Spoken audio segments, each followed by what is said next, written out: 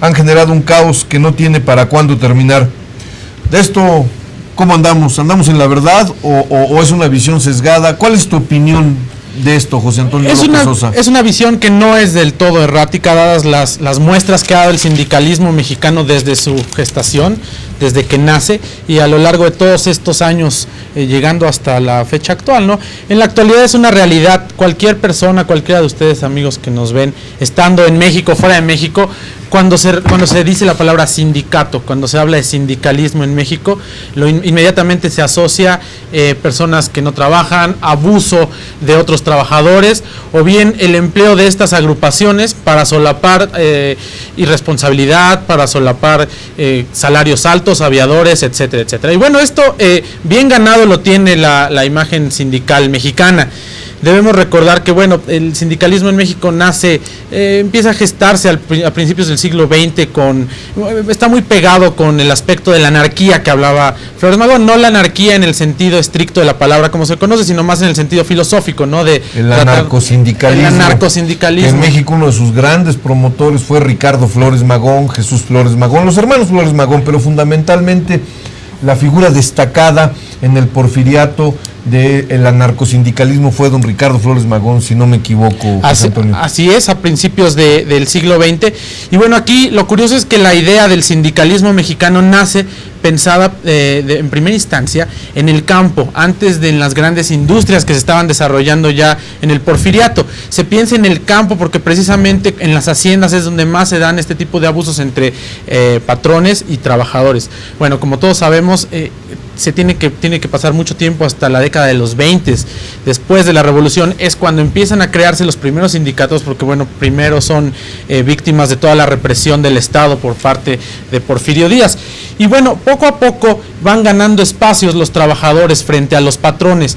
La idea del sindicato, como todos sabemos, pues es mediar entre el dueño del capital, el dueño de las empresas, y los trabajadores para tener condiciones justas de trabajo y que también promuevan el desarrollo y que promuevan el buen trabajo, ¿no? Y una sana convivencia entre ambas partes. Desgraciadamente, terminando la Revolución Mexicana aquí, bueno, Vicente Lombardo Toledano podríamos hablar que es el primero que con la fundación de la CROC, de la CTM, que da un impulso a la vida sindical mexicana de primera instancia. Los famosos lobitos. Sí. Los famosos lobitos, que quizás los abuelos de ustedes los recuerden: Vicente Lombardo Toledano, Fidel Velázquez y Morones, se me olvidaba, pero con Morones, ellos tres conformaban una corriente sindicalista, herederos de aquel pensamiento al que se refería José Antonio, de Ricardo Flores Magón. Y como un detalle curioso, nada más para que lo tengamos ahí en nuestra mente como un recuerdo, Ricardo Flores Magón mantenía correspondencia con diputados rusos, pero también mantenía una correspondencia muy constante con Vladimir Ulyanov Ilich Lenin, el famosísimo primer presidente ruso de la época roja, de la época comunista, con Lenin. Y de allí se hereda la frase tierra y libertad que utilizara Emiliano Zapata para arengar a las huestes y buscar en el plan de Ayala el reparto de tierras y sobre todo una mayor estabilidad y una situación jurídica estable para los campesinos.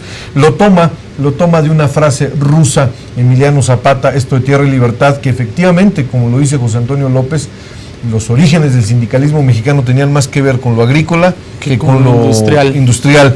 Pero ya después vendría Fidel Velázquez, Morones y Vicente Lombardo Toledano. Ahora, desgraciadamente, como comentaba, va ganando el trabajador escaños dentro de la vida política nacional con la creación de sindicatos. Pero como sucedió a lo largo de 70 años con el Partido Revolucionario Institucional, bueno, con sus diferentes siglas, PNR, PRM y después PRI, ¿qué es lo que hacen ellos? Al apropiarse, al sentirse herederos de la revolución, obviamente es un abuso lo que cometen por parte de los regímenes sindicales. ¿Por qué? Porque entonces adoptan estas luchas de los trabajadores, pero la usan para sostenerse dentro del sistema político. Aquí están pasando una factura que hasta la fecha seguimos pagando, porque hasta la fecha está vigente eso. El sindicalismo es un círculo de poder en el cual se deja en segundo término en ocasiones por parte de la CTM hasta nuestros días los intereses de los trabajadores y se buscan espacios en la política.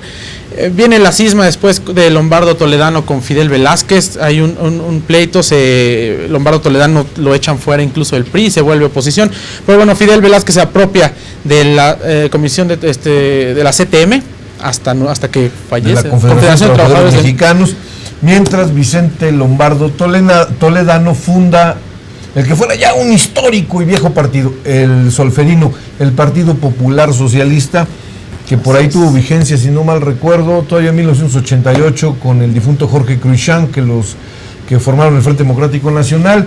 Luego creo que en el 88 vino el 91, en 94 desaparece el Solferino Partido Popular Socialista, y bueno, un partido con una larga historia en México, se pierde allá en 1994. Así es, y bueno, dentro de toda esta situación de la CTM, repito, es un espacio de poder que ganan exclusivamente para el sistema político que estaba en ese momento.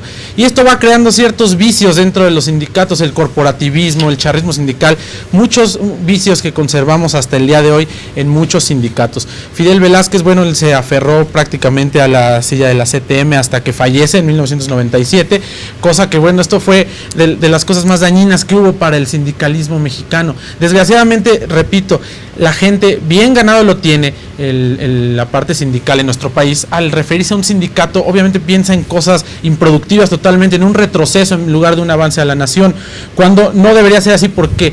Porque en países de primer mundo como son Francia, como es España, o en el mismo Estados Unidos, aunque las condiciones laborales son diferentes, los sindicatos son organizaciones que ponen a la vanguardia a las empresas, trabajando, coadyuvando directamente con los patrones, con los obreros, y van buscando un desarrollo no solamente económico ni de prestaciones para el trabajador, sino una productividad, un alza en la productividad. Tenemos el caso, por ejemplo, del sindicato de los de pilotos aviadores en Francia, ¿no?, que ha sido de los que más ha coadyuvado para el crecimiento de Air France y de otras líneas aéreas, cuando eran parte del Estado y ahora que son privadas. Aquí en México ha sucedido una cosa: los sindicatos han tenido fuerza mientras pertenecen a empresas paraestatales o a sectores del gobierno federal, estatal o local. Cuando pasa la iniciativa privada, se privatiza o se crea un sindicato de alguna empresa, esos sindicatos son conocidos como blancos.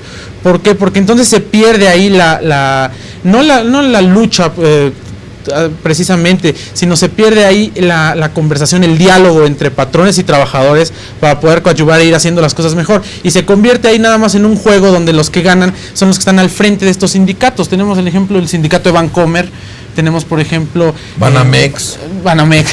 O sea, todos los bancos que en nuestro país se han ido privatizando, porque esa es la verdad, y qué lamentable es esto que nos comenta José Antonio, que lo estamos viviendo cotidianamente.